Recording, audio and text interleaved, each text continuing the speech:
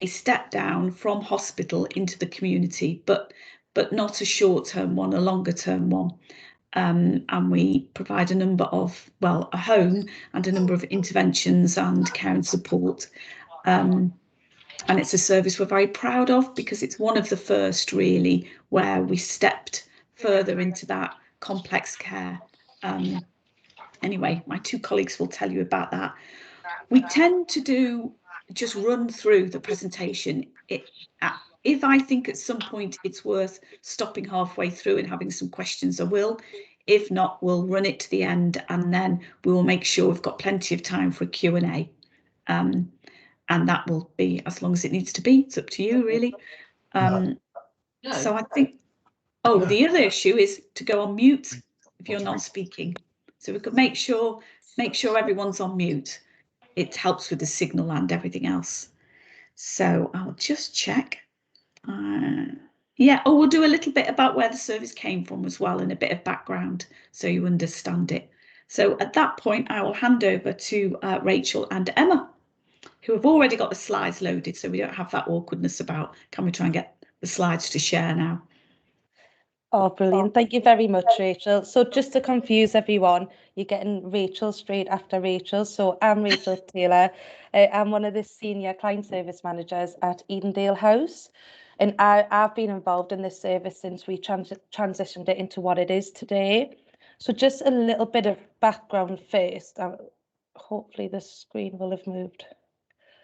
All that, so I'm going to talk to you a little bit about the service implementation and how we became who we are now, and how we work closely with our commissioners. We've got a fantastic relationship with our commissioners in Northumberland, and that really helped us to scope something which I'm really passionate about. I think works fantastically well, and gets some amazing outcomes. So the service was originally a young person's homelessness accommodation service, and in 2018 we decided to move away from that model of care. It was a very old style, it supported people funding and block growth funding, a lot of young people. We were really good at supporting with homelessness, but we didn't specialise in anything. We did a lot of something but no specialties in anything, and we decided as an organisation to move away from that. During that time, that's when I first joined the service, and we identified that 85% of the people we supported in what was the service had a diagnosed mental health condition and required support to manage that in the community, required support to live successfully in the community, and to move forward in their recovery. So we worked really closely with our commissioners, and we made a plan together around what could we do for you? What does this need to look like? What does Blythe need? What does Northumberland need? And we were able to mould what Edendale House is now. So the first point was who we're going to support, what's that going to look like, and we identified more complex needs is what the area needed. So we support people who are 16 and above with complex mental health, dual diagnosis and or learning disabilities. The aim of the service is to provide psychologically informed and recovery-focused housing-related support for customers with a diagnosed mental health condition, learning disability and or dual diagnosis. So we do support customers across that wide that wide area of need, and Emma will talk to you a little bit next about how we manage that and how we manage such different customers in one service. The desired outcomes, what our commissioners wanted was for our customers to increase their independence, meet an accommodation need, and meet a need for supported accommodation following discharge from hospital or being released from a secure setting such as prison or a secure hospital setting. People who were in residential care who didn't require residential care, so that step away from that level of support, or people with who needed to perhaps leave a family home or even leaving care. So it is important to mention that we aren't a commissioned step down service, that isn't what we're commissioned to deliver, but we do support customers to step down from these services. So we do use similar language, and you might hear us saying that, but just to mention that we aren't a traditional step down 12-week service.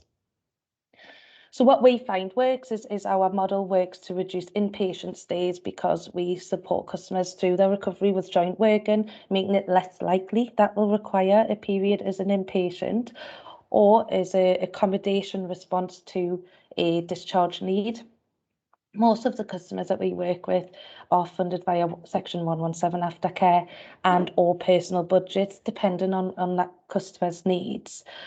And what that allows is that we can tailor support exactly to what an individual needs. We are only funded via 117 aftercare or personal budgets. We don't have any block gross income, and all of our support is delivered exactly as and when it's decided at point of referral, in hours and minutes, in minutes and days and weeks. It's very, very structured, and it allows for our staffing model to be correct. We have a safe staffing level because we staff to what we're delivering. And it allows our support to be really productive. You know, we hold our support staff accountable for what we deliver. But again, I'll not take Emma's thunder because she'll be talking a little bit about that next. The other bits around the implementation is for the first time in Northumberland, we worked with our commissioners to bring in a mental health practice lead, a clinical input to a non-clinical led service. And it was about working through what that could mean and what that may mean for the customers that we support, and the benefits that could bring to the area. And I'm really pleased to say it is the best decision we made. We have a mental health practice lead who works within our team, and she is a registered mental health nurse, but she doesn't do any nursing intervention. We aren't registered to deliver nursing intervention, but what she does is make sure that our risk management is safe, our practice is right, our staff are very highly skilled and knowledgeable. We are able to overcome barriers with different customers with using her knowledge and guidance and support. And she helps our staff to feel looked after. Staff welfare is super important in this line of work. So that's kind of how this all started. This was some really amazing ideas, and a really strong relationship with commissioners built on trust. You know, the model works built on trust. We up support, we down support, but our commissioners trust that we'll never over deliver support in order to keep big packages and services and things like that. And that's how we started our implementation. But what I'm going to do now is pass you over to the lovely Emma, and let Emma introduce herself and talk you through a little bit more detail around the service. Oh, yeah, thanks, Rachel. Hello, everybody. My name's Emma Dixon. I'm Senior Client Service Manager at Edendale House in Blythe. I'm going to talk a little bit about the service detail at Edendale House. So Edendale House is aimed at providing supported accommodation for customers aged 16 and over with identified support needs regarding their mental health, learning disability and or dual diagnosis. We have a core building at Edendale House, which currently provides 10 homes for customers, 8 of which are shared, so 2 single units. We also have 6 two-bedroom houses in Greenside House, which is about 200 yards down the road from Edendale, so really close to the main building, and that provides accommodation for 12 customers. Then we've got 24 supported properties scattered across Northumberland. These properties are a combination of 1, 2 and 3 bedroom houses and flats. There's quite a bit of variation there. So we've got some family houses which are 3 bedroom, but we've also got a number of 1 bedroom flats in and around the local community. All of our customers and all of our accommodation have got 24/7 support and access to support 24 hours a day. And all of our support's provided by level 3 support coordinators. So there's always a level 3 trained member of staff on site available to support. All of our customer referrals come via the complex housing panel, and transitions to service are also arranged where necessary. We've got experience in referrals in a different number of ways. So on occasions we take the blue light last minute customers, the emergencies for people who are or are about to become street homeless. But we'll also have accommodated customers who've been in long-term hospital admissions and are ready for discharge, but require a slower, more staggered and transitioned approach into supported accommodation and independent living. It completely depends. The length of time each customer stays with our service is very person-centred. We have accommodated customers for really short periods of time, so days, weeks, or months, but we've also got some customers that have been with us for years. In fact, I think the longest customer that we've got at the moment is 3 years. So it entirely depends on the individual customers and their support needs and their aspirations. and how they feel they need to be supported to achieve their aspirations and independence. That being said, the customers always have independent living and move on into community aspirations and goals as part of the support plan and the support timetable. That's something we do always concentrate on. We are a CQC registered service in some parts of the service. However, we don't currently deliver any regulated activity in our Blythe service. We're also a clinically led service and do have a full-time mental health practice leading service, as Rachel mentioned. That's our lovely Val. Val is a very experienced nurse who offers guidance and support to our staff team. Although Val does not offer nursing to our customers in its most traditional sense, she does support the staff team to develop risk management plans, support plans, leads clinical supervisions, and leads on reflective practice, which is incredibly beneficial to our service and our team. Also, as a service, we take an MDT approach to supporting our customers and always maintain open lines of communication with our customers' care teams. We find that really, really important. Very, very useful, really important part of our process. We also require sign-off from care teams, social workers, and mental health teams when developing risk management plans, as well as providing those regular daily or weekly updates through our open lines of communication. We'll regularly ask for reviews of support plans with care teams, particularly post-incident, to ensure we're working in a consistent and collaborative way for all our customers. The service also has a really good working relationship with the local neighbourhood policing team. We've got weekly meetings in place to discuss any concerns we might have in service or in the local community. But it's quite informal, so by weekly meeting, I mean the guys generally pop in for a cup of tea and a piece of cake and have a chat with the customers in the garden. It's not, you know, it's very relaxed. But we found that really beneficial for our customers. It's helped them develop a more trusting relationship with the local police force and it sees them in a more positive light. We found that fantastic. The local police are great. And Rachel and I also meet with the local Safeguarding Authority team manager and the adult team leader for social care on a monthly basis, and we chat through any concerns that we might have about any of our customers or anything that, you know, we want to bring to raise in conversation, but we'll also talk about the positive steps that our customers take, and we'll share good news with them quite regularly. We do utilise PI approach, the psychologically informed environment approach, ensure that all our services are homes and not at all clinical or institutionalised. We're really aware that we work in our customers' homes and we'll always try to respect that when we're delivering support. And we'll encourage our customers to choose how they live in their properties. This often means customers are heavily involved in choosing the decor of their homes and often they get involved in the actual decorating. This does sometimes mean that the bedrooms are every colour of the rainbow and all bonny colours, but that's totally the customer's choice. That's something we would definitely encourage. We'll also offer a very robust and varied customer engagement timetable with several involvement activities each week. This can be anything from a customer bike ride to a trip to the local sports centre where they can play badminton or go for a swim. But one of my personal favourite activities that we offer is a HAP workshop, and that is our home achievement programme. Our customers are able to complete a level 1 qualification in a variety of topics from well-being and leading a healthy lifestyle to managing a tenancy or budgeting, and we offer this as part of a weekly workshop as a group activity, or we can do it on a one-to-one basis during our customer support hours. Customers really love HAP. It's great. It gives them a real sense of achievement, and we find that it often gives them the confidence they need to move into a higher qualification or even to start planning for access to employment. It's something that a lot of our customers get involved in. They really do enjoy it. We also use the LIFE model to support our customers. The LIFE model represents living independently and feeling enabled. This model allows us to really drill down to our customer strengths and aspirations whilst utilising positive risk-taking and detailed risk management plans. In terms of risk management, we currently use face risk profiles with detailed proactive and reactive strategies. And the face risk profiles really highlight positive risk-taking and customer strengths when dealing with risk. The face risk documents are co-produced with customers, mental health professionals and Val, our mental health practice lead, to make sure the document is well informed and very person-centred to the customer. We also use Home Group's Risky Business Forum, which is a weekly meeting where support coordinators can present customers to a team of operational managers and clinicians from Home Group to get advice on those customers who are presenting as risky, or where there's been a change in risk or an incident, to get information on how to best support their customers. And we find that incredibly useful. We utilise that quite regularly.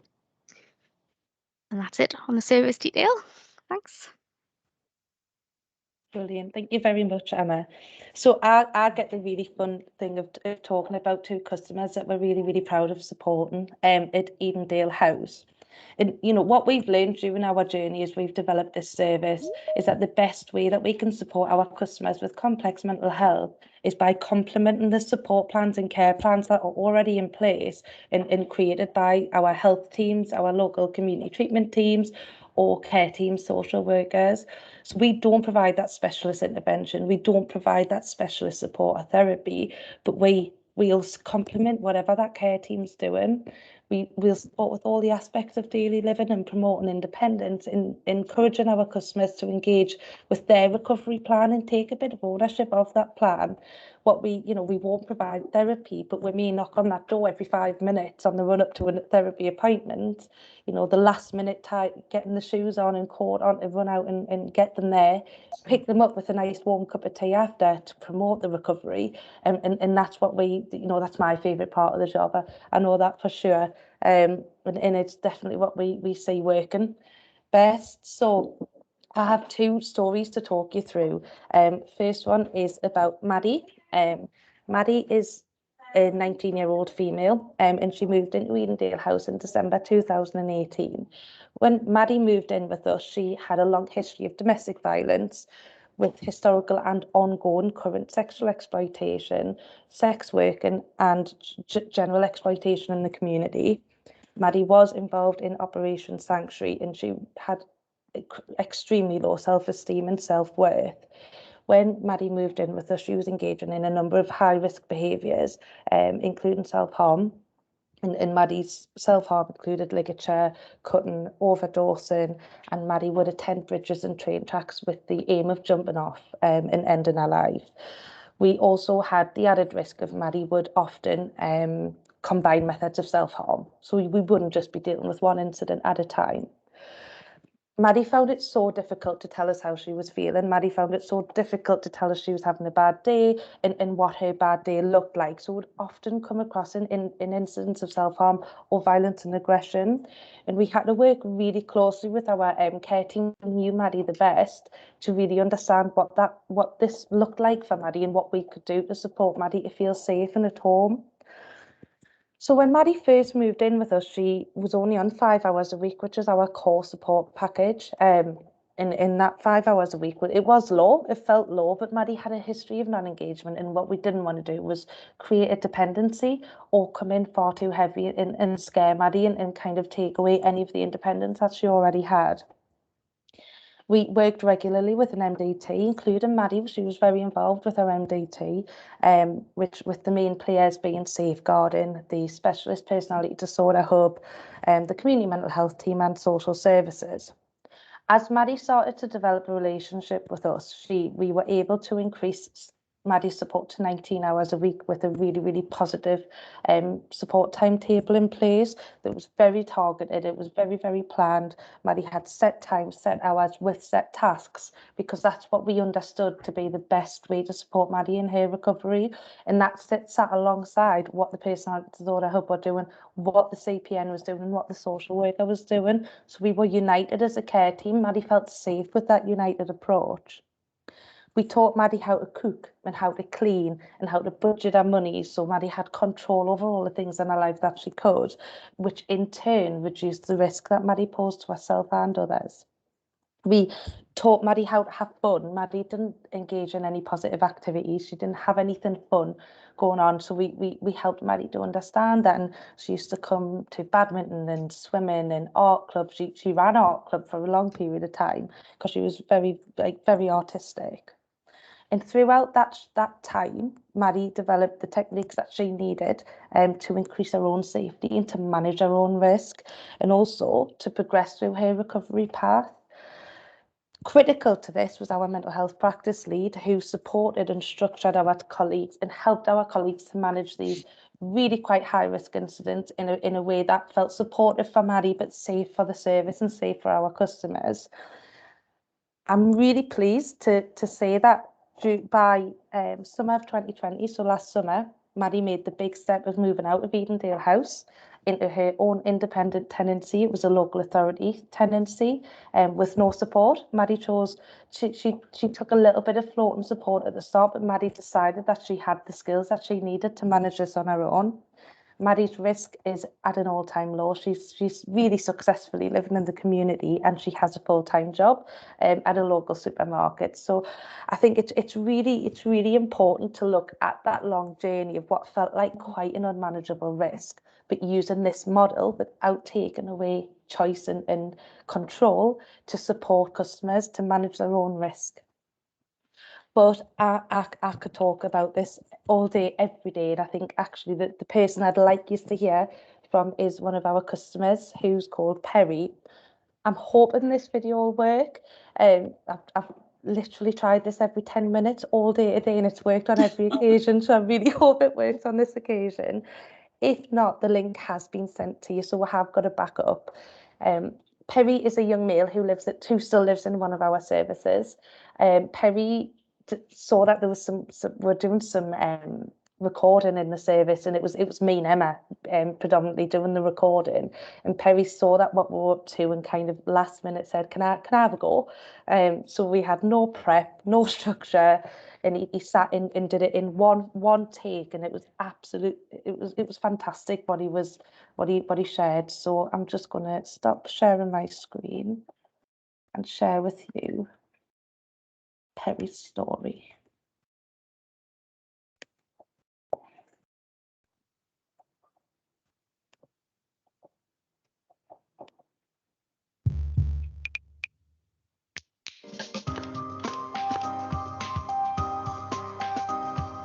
I had a flat that wasn't going so well because of my mental health, and unfortunately I couldn't keep it going because it was too big of a flat. So then I moved from there to here, and the support that I've been getting through that is actually been a bit more helpful than I thought it was going to be. I was using substances, and I come in here and I've started a new routine last week, just because that's when I started using the support more than I was the substances, and now I've come off the substances. I'm getting there, and if I didn't have that support, I think I might be borderline in hospital still. So they're giving us what I need to come out of hospital and stay out of hospital. Every day is different, all the support's different, and it's like you get to do what you want to do in the sport, and they help you progress through mentally and physically. Like they try and get you into a routine and get you out to do more social activities like swimming, and they try and get you into the activities in the sport accommodation itself as well. Money management, starting new courses at college, and possibly getting myself a job as well.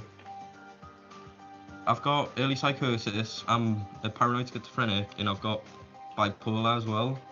And all that mixed together kind of gets to you a bit. But with the support, they kind of like single out what you've got. Not single it out as like you as a person, but single it out as you in sessions where they check your diagnosis and approach you in the way that they feel like they need to approach you. Like we've got Dipti, she goes through with the groups of support workers, and the support workers come see you, and it's like through them doing that, approaching you in that way, it feels a bit more like welcoming. I'm gonna sum the support accommodation and the whole like foundation of it is spectacular, to be honest with you, because it's like it's just life-changing.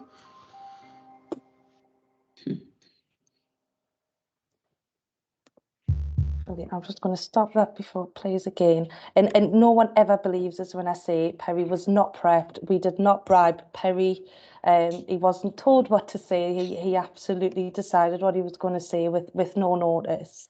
But it's just a really nice way of saying what our service means to the customers that we support. Some of the feedback that we get from our care teams, some of the feedback that's important to us. I've just pulled a couple of bits out around a complex case CPN and a social worker who we supported a young male out of hospital. He'd been in hospital for over 2 years and various rehab and acute wards. We did a very prolonged transition because this customer was complex and very nervous, and he'd lived in a particular environment. What the feedback there, the approach to our risk management and the positive risk taking that we were able to promote with this customer, as well as really understanding his strengths from the start, meant that whole transition was seamless. It was really smooth, and he's actually now been with us for over 1.5 years successfully without any return to hospital, which is phenomenal. This is a customer who spent a lot of time in and out of hospital. In the same CPN, we work a lot with his complex cases in the community, has recently just discharged a customer who's bounced in and out of hospital, a 36-year-old male who's been in and out of acute hospital wards for 15 years, has just been discharged from the community treatment team for the first time, with the most stable mental health that they've ever seen him have. And again, we haven't provided any treatment, but our customers feel safe and supported, and they feel like they're able to engage in their recovery, and that's what we see getting the best outcomes for the customers that we support. So I'll pass you over to Emma for Emma's last bit, if it lets me, and I'll stop talking at you. And when Emma's done that, we'll open it up to questions. Brilliant, thank you, Rachel. So I'm going to talk a little bit about how our service benefits the trusts and partners that we work with. We support some customers who spend time in and out of hospital for a really prolonged period of time. We actually support a number of customers who are now in their mid-30s but have spent a majority of their lives in and out of hospital or on long-term admissions. These are the customers who do not need to be in hospital but aren't quite far enough along their recovery pathway to live completely independently. So by offering these customers supported accommodation, the tasks such as ensuring they take their medication correctly, ensuring they attend really important appointments, health appointments, support them with their finances, make sure they're living in a nice environment, we're able to support them to stay well by offering safe, structured, encouraging environments. We're able to promote our customers in their recovery. This helps improve engagement with services and reduces many missed appointments, because we're there in the morning, we're there 20 minutes before their appointment, we're there 10 minutes before their appointment, and we're getting them dressed and we're going with them to the appointment to make sure they attend, which in turn reduces readmissions into hospital and is reducing health inequality. We also work with partners and specialist services to enable home-based treatments to reduce readmissions. And in January 2021, we sourced 4 single units for complex customers awaiting hospital discharge following significant periods of time as inpatients. Discharge was delayed for these 3 customers due to accommodation and support needs, but not because of their mental health. The driver of this short-term service was to free the pressure on hospital beds during the COVID-19 pandemic. And 13 of our current customers came from hospital who were fit for discharge but required supported accommodation. Another example is one particular customer who we support now, named Lee. Lee is a 35-year-old chap who came to our service in 2018, along with the new service that we opened, via a complex housing referral. Lee was living in the local community in his own independent property. Lee was a professionally trained chef working full-time. But following a period of poor mental health, he was unable to continue working. And when Lee became unwell, he was unable to manage his tenancy. His property fell into really poor repair, and he accrued vast debts and massive rent arrears, and he simply wasn't able to manage his health. Around the same sort of period of time, he developed anxiety disorder, quite severe anxiety disorder, which manifested as what Lee perceived to be him suffering a heart attack on a daily basis. I mean, it was actually anxiety. It was an anxiety attack, but to Lee, he was having a heart attack, and on each occasion that he felt this heightened level of anxiety, he actually feared for his own life. He was calling 999 up to 3 times a day, and he was taken to hospital by ambulance up to 3 times a day. He was admitted to hospital 3 times a day and was assessed and observed on each and every occasion. And this pattern continued for almost, I would say, about a year. And I mean, if you can only imagine the distress this caused to Lee and how his quality of life was affected, but then, of course, the strain on the NHS as well. So when Lee came to our service, we provided him with a home, support and encouragement. We supported him to budget his money and pay his rent. We helped him to organise his debts and make payment of his debts. We attended hospital appointments and GP appointments. He engaged incredibly well with community mental health teams and his GP. We supported him to take his medication and helped him access the local community and socialise in social groups. I mean, it wasn't without incident. We had a robust risk management plan and provided a consistent approach to Lee in terms of how he was able to manage his crisis periods and his own anxieties. This was often by utilising planned distraction techniques, and Lee held a copy of his own risk management plan to follow when he needed it. But we set boundaries and collaborated with Lee's care team to support Lee to achieve his aspirations, and we celebrated Lee's successes with him. And there were a few. So on last Friday, Lee moved into a community property, his own community property, something that he thought would never be possible. And in addition to Lee's new home, he's been discharged from mental health services, and he hasn't been admitted to hospital for 18 months. So that's about us. That's what we do, and that's the success that Lee's had.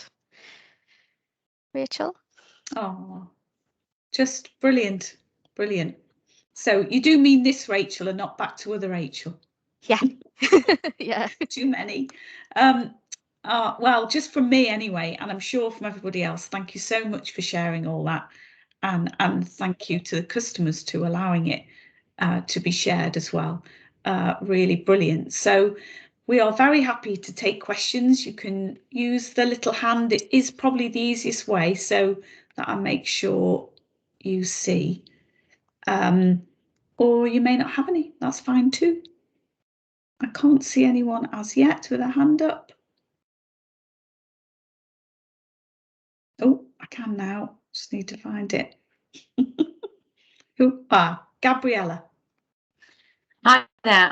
Apologies because I did actually join a little late, so I may have missed this, but I just wanted you mentioned that Lee is moving into his own home, so he'll no longer be in the supported living, which is absolutely brilliant. One of the things that I'm trying to think about is what we need to do in the long term for people who can live in their own home, but they might need some constant monitoring. They're at risk of relapse, I suppose. So what mechanisms are in place should he start to feel that his life might be starting to go back the way it was originally when he had the crisis?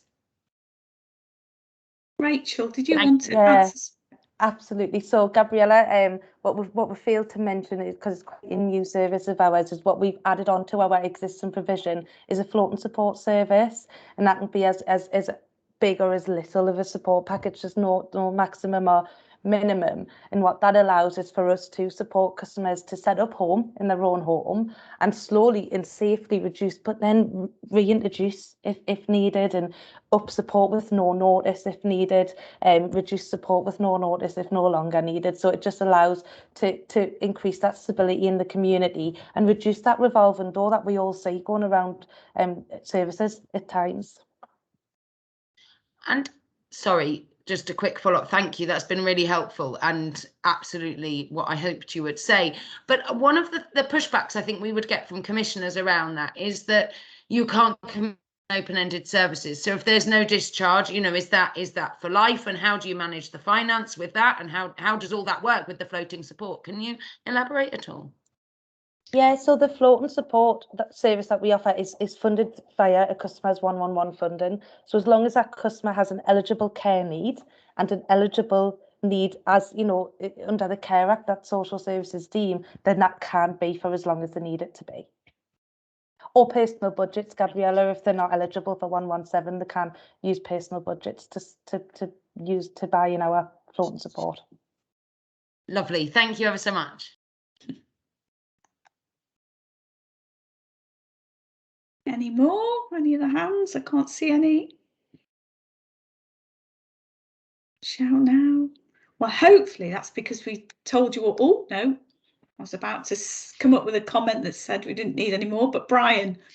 Yeah, sorry, I was a bit late with putting my hand up. I'm just curious how you, with commissioners and operational colleagues, arrived at the protocols or agreements around multidisciplinary working.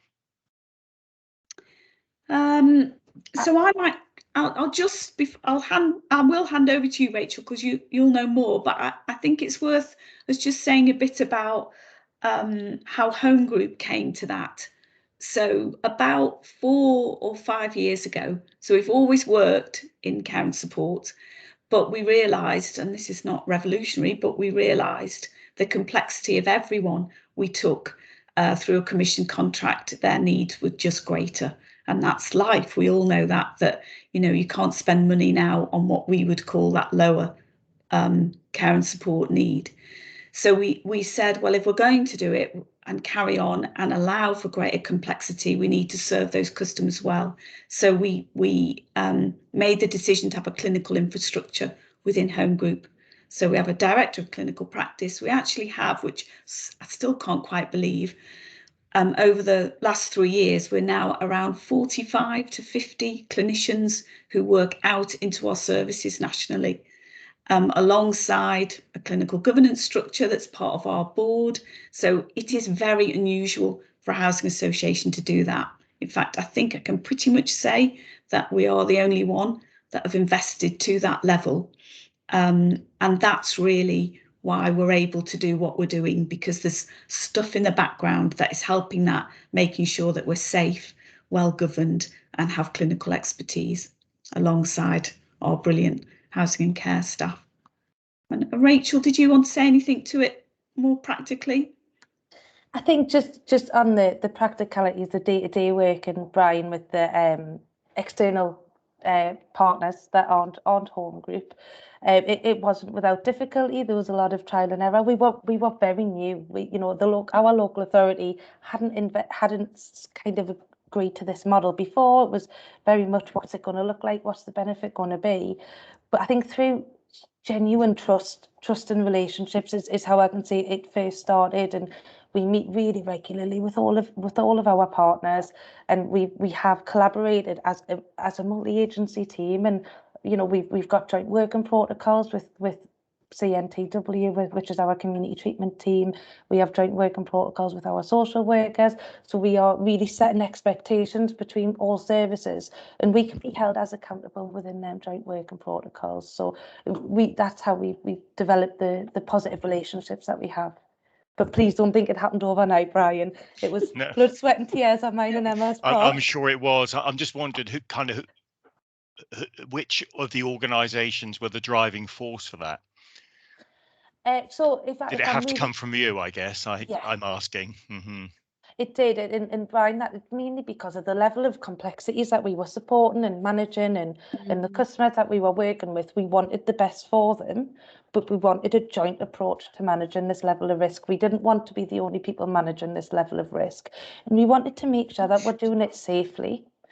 So that was the driving force for the MDT approach. Thank you.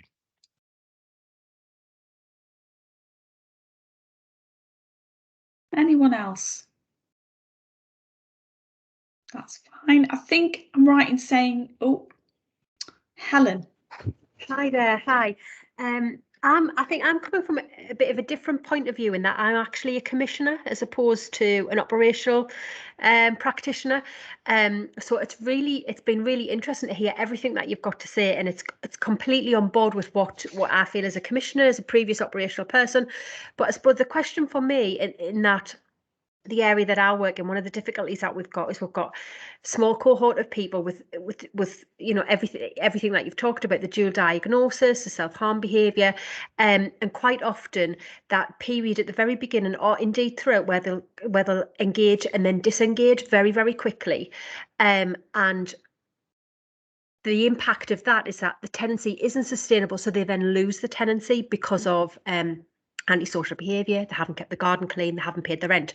So we're starting to think about how a housing organisation can approach that differently and don't use the tenancy as a way to get compliance. And I'm just wondering, and it's not about breaking the rules or anything like that, but I'm just wondering how you approach that to people who don't necessarily you know, keep their tenancy, keep the house in the way that you would wish, or they don't always pay their rent on time, or how does that operate? So I hope Rachel and Emma don't mind, but I'll come in. Someone needs to stop me talking though at some point. I'm happy to be told to back off. But Helen, I'm a big advocate for not punishing behaviours, and you know, to take someone's home away from them is such a big deal. You're taking the place to sleep, the place that they live, the place that they eat. Yeah. To use that as a way of managing behaviours, you know, it's not something that we advocate or promote in any of our home group services. Please don't give us wrong. There is occasions where we get there. It's very rare, and it always follows an honest conversation with the care team and a commissioner around what can we do next, how can this work. So some examples of what we've been able to do a bit differently, because of the size of our service, we've been able to offer alternative accommodation. So if a behaviour is too much to manage in a group setting, so Edendale House being a group setting, and I'm thinking those customers with self-harm behaviours, it can be disruptive for a group living environment and quite triggering for others who live there. Yeah.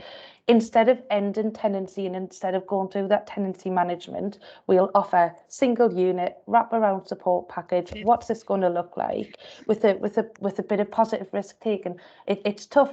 Self-harm people always want to flock around and over support sometimes, and actually to take that clinical risk, using our mental health practice lead to help us understand the behaviour, using positive behaviour support plans that help us understand what we're seeing every day, how that behaviour looks, and a different way to managing behaviours. And another thing that I do, I send out a lot of letters, Helen. I mean, Emma sent out a lot of letters, and they're not tenancy letters, but there may be letters around expectations and letters around behaviours that we'd like to see and what may happen should behaviours not continue. But you know, but again, I really don't like using someone's home and only safety and security as a means of managing behaviours, and it's not very often we do that. I think it comes with that MDT approach as well, doesn't it, where if we're seeing behaviours that challenge and that could impact a tenancy, let's get the social worker and the nurse on board. Let's all have that conversation. Let's have that repetitive conversation and see what we can do as a MDT team to prevent the tenancy from breaking down. Oh, that's great. Thank you. Thank you so much, Rachel. Thank you. Oh, you're welcome.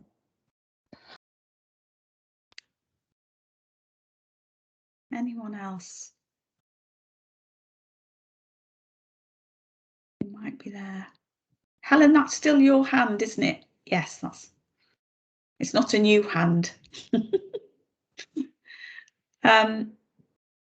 Well, I'll summarise and then another hand will go up, no, but hopefully not. So just a couple of things from me to finish off, and just on that housing point, you know, one of the benefits we have is we are a housing association who also do care, almost in equal numbers actually to our housing. But so, you know, we do pride ourselves on all the stuff that Rachel just talked about, is that yes, we would try very hard. It's all about independence. We would try very hard to keep somebody in their home, whatever that took. So thank you all for attending. Really appreciate that. You will hear back from Rosie, I think, on a summary of the session and any follow-ups. Rosie would take them, and I'm sure both Rachel and Emma would speak to people offline as well, as would I. We are always